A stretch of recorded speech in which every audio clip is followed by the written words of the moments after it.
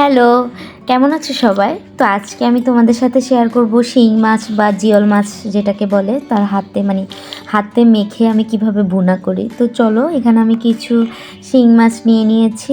এখন শিং মাছগুলো আমি পরিষ্কার করে কেটে নিব।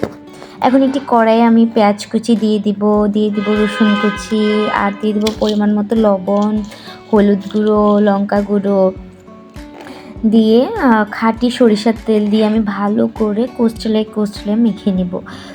এই যে ভালো করে কষলে মেখে নিয়ে এর মধ্যে আমি শিং মাছগুলো দিয়ে দিব। এই যে শিং মাছগুলো দিয়ে আবার একটু কষলে মেখে পরিমাণ মতো জল দিয়ে দিব, দিয়ে ঢাকনাটা দিয়ে দিব।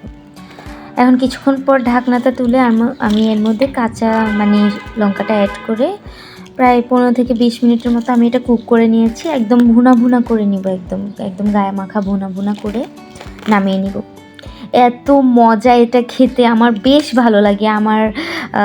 আমি তো এত মজা করে খাই।